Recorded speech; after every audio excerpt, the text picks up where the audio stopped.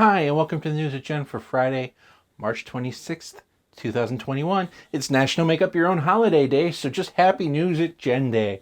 You can celebrate by liking and subscribing and watching and loving me, just like I bet you do.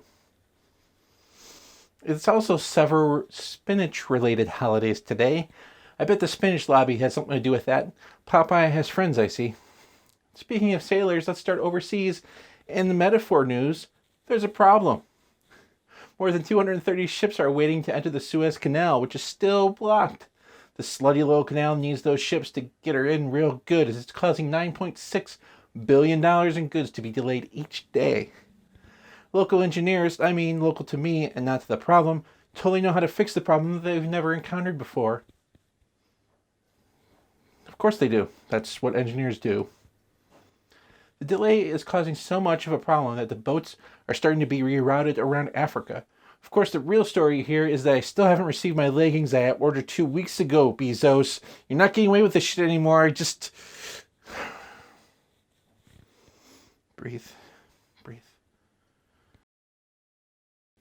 A correction. On Wednesday, the News Agenda reported that the route appeared cleared on Wednesday. The News Agenda does not regret the error because the News Agenda doesn't give a fuck, son. Now let's bring it back to the U.S., where, of course, there's political shenanigans. Joe Biden has his first press conference yesterday, and apparently there's a problem. He didn't call on Peter Ducey, Fox News correspondent and man in competition for the most punchable face.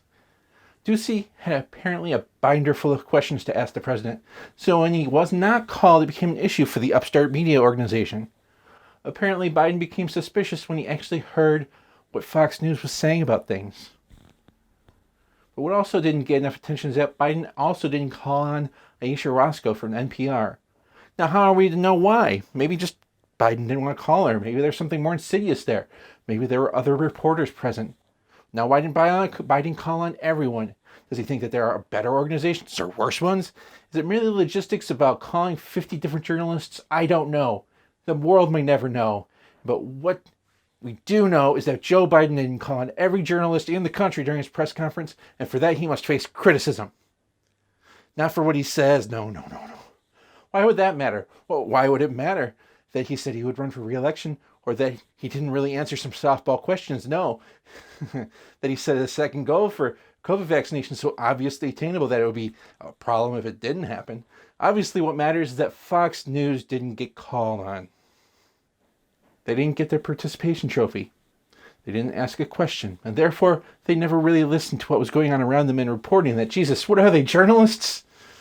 I hate offending Biden, by the way. Do you remember that he fired or reassigned people for smoking pot? Or that he's not too mad about the whole Khashoggi thing? Or we're really not sharing the wealth of vaccines to other nations? I mean by sharing, I don't even really mean being nice, but it's also just part of a leverage for negotiation and planning, because also, being nice, because humanity. So here we are. The news cycle has moved on to I didn't get called on by the teacher while we're still learning about things from 2 months ago. Bullshit. Still learning about things from 2 months ago, like the Oath Keepers and the Proud Boys coordinated before the insurrection. One of the Oath Keepers said during the riot that Trump better do his damn duty. Duty. At least we know that there is good news and that Trump ultimately disappointed them too. Anyway, speaking of disappointment, let's move to the U.S. Senate, where Democrats look to eliminate or curtail the abuse of the filibuster rule. Yeah, that's still happening, like it has been for weeks, because Democrats in the Senate move slower than the Suez Canal as of late. That's a callback. We'll have to take our turns down in Georgia, where Governor Brian Kemp, seen here pointing to the woman behind him and still asking if she's still there, signed into a controversial law about voter suppression, which, if all goes well for him, will ensure that he will be reelected. State Republicans claim that the bill addresses a lack of confidence that we won't win. Kemp signed the bill while sitting under a painting of a slave plantation. Little spot on there. It's heavy-handed. Come on, Mr. Kemp. Come on. Be a little subtle with your bigotry there. This will include a provision not to require signature matching, but an ID or license number. And if a voter doesn't have those, they can provide copies of an alternate photo ID, ensuring that people who sort the absentee ballots We'll know exactly who's to throw away. This will also prohibit anyone who is not an election worker to give food or beverages, including water, to anyone waiting in line. This is called line warming, and when you're black in Georgia, sometimes you gotta wait 8 hours to vote. So that's not cool. That's not cool, especially in Georgia, where they have a history, you might say. A history. Thank you, John Roberts. Also, though, a Georgia state lawmaker was arrested after knocking on the governor's door, asking why he was signing the election bill in private. The governor later issued a press release containerizing 6 words: "Don't interrupt my voter suppression party." Also in voter suppression news, Dominion Voting System has filed a lawsuit against Fox News for $1.6 billion. That's billion with a B. Sidney Powell, who was sued for $1.3 billion, is apparently relieved that at least she's not the biggest defendant anymore.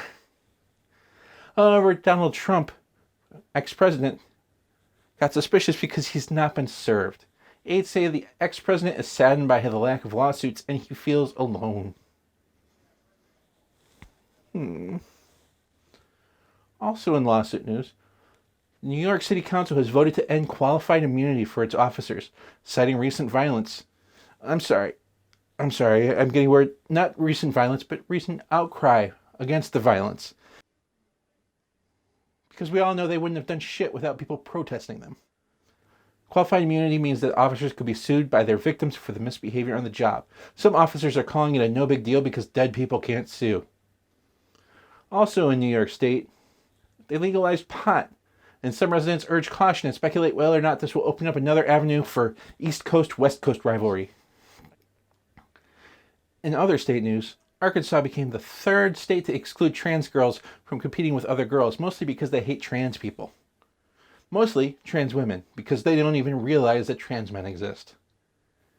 Also in transgender news, Dr. Levine was confirmed as a new Assistant Health Secretary, becoming the first transgender person in a Senate-appointed role. Congratulations, Doc. Your next challenge is talking Senator Graham out of the closet. Recent shootings in Georgia and Colorado have renewed interest in what some would call common sense gun legislation. But others wonder what good it would do, as it came out this week that the Boulder grocery store shooter had passed a background check. Turns out the background was just a green screen.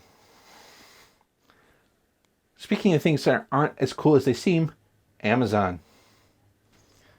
That's right, the place where we shop when we don't want to get all dressed up to go to Walmart. An Amazon warehouse in Bessemer, Alabama is going through a unionization drive, and if there's anything Amazon hates, it's workers' rights. Both Joe Biden and Bernie Sanders threw their weight behind the union drive, and to counter that, Amazon execs try to paint themselves as progressive forces. Of course, when Representative Mark Pocan pointed out that union busting and making workers pee in bottles is not exactly progressive policies, the official Amazon Amazon news account responded, "You don't really believe in the peeing in bottles things, do you? Because if that were true, nobody would want to work for us." Obviously, whoever runs that account has never been hungry. Also, coal miner says what? Gas station employee says what? Other minimum wage job worker says what? Of course, the people peeing in bottles and pooping in bags is documented. An email was sent last year from a manager at Amazon that said that they knew this was happening, and they even had policies and levels of infractions. Which means, I guess, it's obviously much, much worse if it's diarrhea. The email said, "I know it may seem obvious or like something you shouldn't need to coach, but please be explicit when communicating the message that people cannot poop or leave bottles of urine inside bags." Which I guess that means they can do the thing, they just can't leave the evidence. Sure, you say, Jen, drivers might not be able to stop. This isn't just in vehicles, though. This has been documented in warehouses, too. That's how you know the policy is fair. So the funny thing is that Amazon's tweet raises the specter of the Streisand effect. I mean, that's how I heard about it, and now that's how you heard about it through this, if you hadn't before. It all comes around in the end, and I hope they go union. So that's the news at Jen. Sorry the jokes were a little spare today. I'm just really angry about all this bullshit. Anyway, thank you again, and thank you so much for your likes and subscribes and your patrons and your subscriptions. If I can print out that word, subscription. So So if you haven't, please like and subscribe. And remember, I love you. I will see you next week.